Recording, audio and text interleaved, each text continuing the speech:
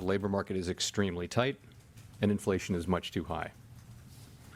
Against this backdrop, today the Federal Open Market Committee raised its policy interest rate by 3/4 of a percentage point and anticipates that ongoing increases in that rate will be appropriate. In addition, we are continuing the process of significantly reducing the size of our balance sheet. Esa era, sin lugar a dudas, la crónica de un aumento anunciado, ¿no? De esa forma, el presidente de la Fed, Reserva Federal, Jerome Powell, anunciaba el aumento de 75 puntos básicos la tasa de interés. Para que no haya confusión, 0.75. Y se trata, como están viendo ustedes ahí en pantalla, del mayor aumento desde el año 1994, casi 30 años. Para hablar, analizar esa situación, cómo nos afecta el bolsillo, a fin de cuentas, está con nosotros aquí en el estudio Tino Díaz, economista, ex asesor de la Reserva Federal. Bienvenido, Tino, gracias por estar aquí. Gracias, un placer estar aquí con ustedes. ¿Cómo nos afecta? ¿Cómo nos afecta? ¿Es necesario para controlar la inflación? Vino el anuncio de 8,6%.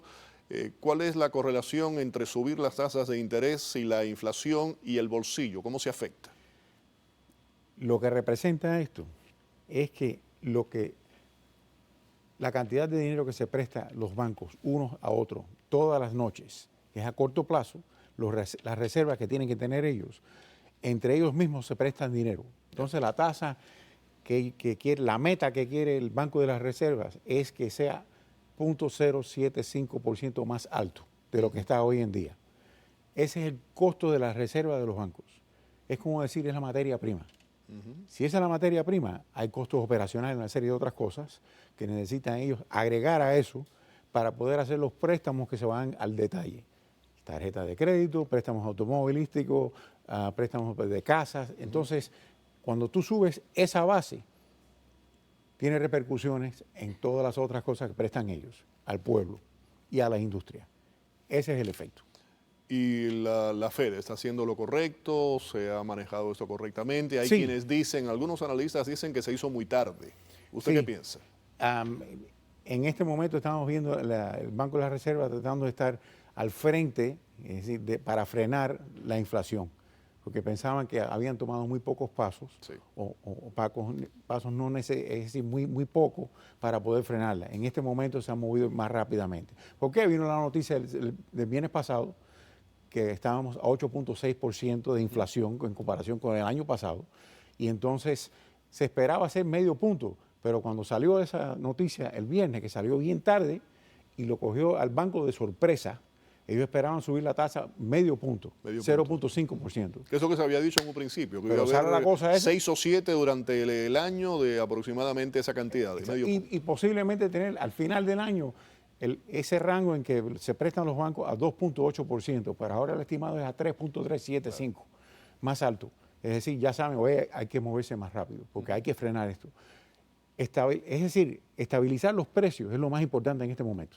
Porque si no hay precio estable, lo que es industria, la empleomanía, todo el mundo está con el miedo de eso. Entonces empiezas a frenar lo que es la actividad económica y causas mucho daño. Subieron las tasas de interés, ¿y qué pasa con la bolsa? Ahí quería ir, la bolsa no reaccionó mal, ¿eh? No, sube. Y sube porque dice, va a haber estabilidad. Cuando los precios están estables, ya sabes con qué puedes contar. Cuando no hay estabilidad, no se sabe qué es lo que viene en el futuro. Entonces tienen miedo de invertir, de hacer las cosas que normalmente se hace en un negocio por miedo que cómo me va a afectar. Debo de gastar la plata, debo invertir, no debo invertir. Hay más certeza. Y entonces por eso sube la bolsa, porque hay más certeza de lo que va a pasar en el futuro. Ahora, hay mensajes en todo eso que son como contradictorios, ¿no? Me gustaría que nos explicara el porqué. La inflación. Estamos hablando de la gasolina, promedio nacionalmente por encima de $5. En la Florida está en 4, llegando a los 90, 4.90. Posiblemente suba a los $5 también próximamente. Pero vemos al desempleo. El desempleo está en 3.7. No está mal. El gasto público tampoco ha estado mal. ¿Cómo entendemos esas contradicciones? Lo que está pasando es que los precios están subiendo dentro de las cosas que el Banco de la Reserva no controla. 3 cosas. Una es la vivienda. Segundo es la comida y tercero es la energía. Esas 3 cosas no lo controla el Banco de la Reserva. Eso está impulsando lo que es la inflación. Entonces, ¿cómo frenan ellos eso? El único control ellos que tienen es sobre la demanda. Es decir, ¿Cuánto dinero tiene el pueblo en las manos? ¿Cómo quitan eso? Subiendo las tasas de intereses. Te la hacen más caro comprar, tienes menos dinero en las manos, puedes comprar menos, entonces empiezas a frenar lo que pueden comprar las personas y empiezan a caer los precios. Claro. Y Estados Unidos siempre, bueno, un país rico, con bonanza económica, donde nunca ha habido escasez de ningún tipo. Sí. Y post pandemia hemos visto, muchos dicen que tiene que ver con la oferta, con la demanda, pero hemos visto desabastecimiento, muchas de las cosas que han estado ocurriendo, y ahí quería ir. El precio de la gasolina, y ahora lo escucho, hay algunos analistas que consideran que no directamente hay una correlación con quien esté, el presidente que sea, en la Casa Blanca. Ahora, la pregunta mía es, ¿se han tomado los pasos correctos? A veces no es la responsabilidad, sino cómo se actúa, qué tipo de acción se toma. ¿Se ha hecho lo correcto? ¿En cuánto a la gasolina estamos hablando? El gobierno, lo que han hecho ellos es, han frenado y han creado tremenda incertidumbre a esos que producen la gasolina, los que extraen el petróleo y los que los refinan. Básicamente dijo que ellos van a enterrar esa industria. Biden, antes de entrar al gobierno, dijo, yo voy a cerrar esto. No vamos, se me olvida en qué año prometió él, pero dice, yo voy a hacer todo lo posible por cerrar esto. De pronto hay escasez. Y ahora le dice, bueno, ¿por qué no producen más ustedes? Y la industria está sentada mirando, óyeme, tengo que hacer tremenda inversión para poder extraer este petróleo. Segundo, inversión para poder refinar la cosa. Y si hago esa inversión en 5 años, cuando la cosa se mejore un poco más, o en 4 años, me van a cortar las piernas. Y entonces hago esta inversión en vano y estoy perdiendo dinero de nuevo. Entonces, eso es lo que está pasando. Eso es lo que está pasando. Y dicen, no, hemos dado más arrendamientos. Los arrendamientos que están dando ellos son los que existían y se están cruzando desde Trump hasta este gobierno. Pero desde que ellos tomaron posesión, el número de arrendamientos que han dado ellos sigue decreciendo radicalmente. Y los permisos, no solamente tener el arrendamiento, sino tienen que darle permiso para extraer. Y esos permisos se están atrasando muchísimo, 140 días o más, para darle los permisos. De todas formas, aunque tenga el permiso, no, tienen el miedo que cuando la cosa se libere un poco, voy a decir que Rusia pare con sus tonterías, ¿no? Con su locura. De pronto llega el gobierno y dice, no, ahora claro, no, eso es la voy a contar eso de tormenta nuevo. perfecta. Primero viene la pospandemia, el tema de la demanda, de la producción, y después ahora lo que está ocurriendo con Rusia, algo realmente impredecible, ¿no? Ya. Y eso ha causado no solamente la cosa del petróleo, sino Ucrania, ellos suplen el 40% del trigo mundial. Claro.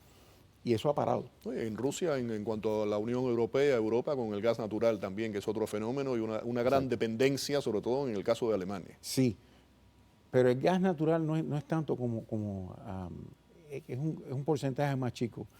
El petróleo es lo que más dependen ellos más de eso. Volviendo a las acciones que puedan haber tomado, se habló de la liberación de las reservas en un momento.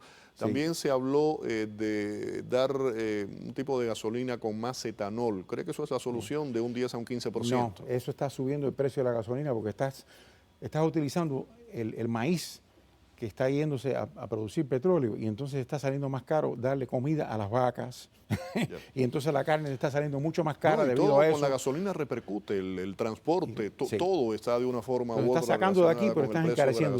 Está sacando de aquí y encareciendo lo otro. Entonces esa política no funciona. El tema del desabastecimiento. Vimos recientemente algo que parecía insólito en Estados Unidos, falta de leche de fórmula para bebés. Hay un tema también con todo esto. Abbott, que era uno de los grandes productores en los Estados Unidos, hubo un problema de contaminación. La planta fue cerrada, o sea que ahí se redujo drásticamente la producción. Pero nunca los estadounidenses habían visto este tipo, sobre todo en los años recientes, ¿no? De desabastecimiento, de que se vaya a buscar algo tan simple como comida de perro. Hay ciertas marcas de comida de perro que escasean. Yo sé. Y van a seguir estas escaseces, no solamente eso, debido al suministro de productos y cosas básicas que son necesarias para producir esto, que vienen también de China, que cerraron los puertos. Sabes que el puerto de Shanghái estuvo cerrado por varios meses, 50 millones de personas encerradas en sus casas, abrieron las puertas ahora.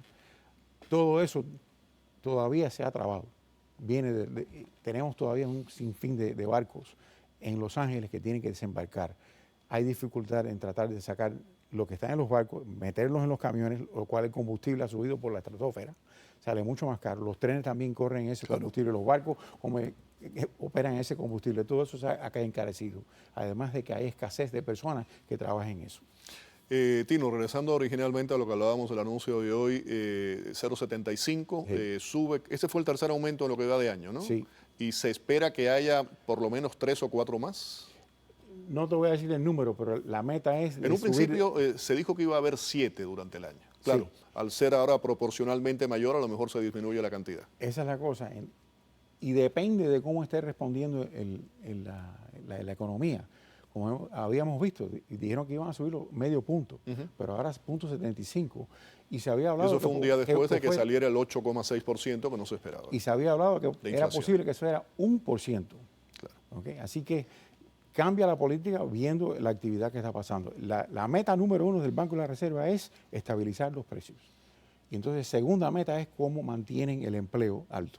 Entonces, va a sufrir el empleo si tienen que mantener esos precios fijos. Es decir, lo que es mantenerlo estable, porque la meta número 1 es esa. Entonces, van a hacer lo que sea necesario para mantener eso. ¿Cómo definimos desde el punto de vista de los economistas, en el mundo de los economistas, la definición de recesión? La recesión es que el Producto Bruto Interno, el GDP, lo que dicen los americanos, cae consecutivamente por 2 trimestres. Ya.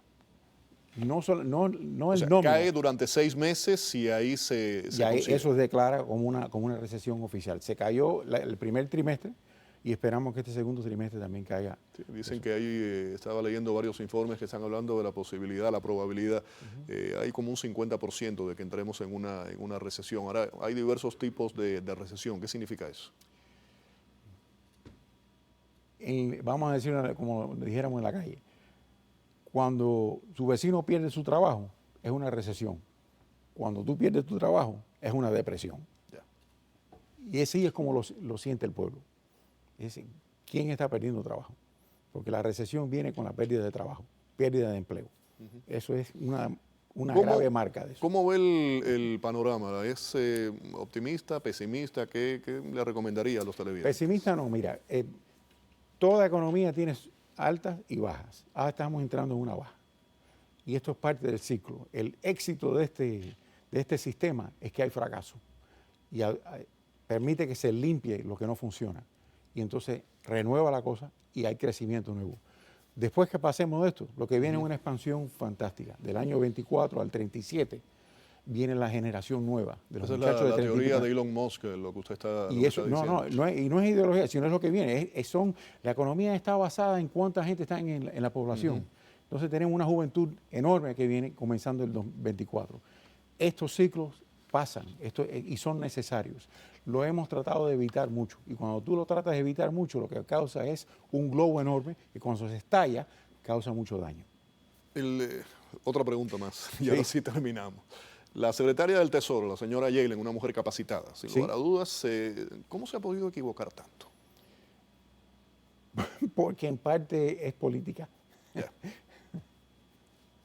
Porque dijo que no iba a largo plazo, hemos visto toda una serie de equivocaciones, o sea, están enviando mensajes desde el punto de vista político más que económico.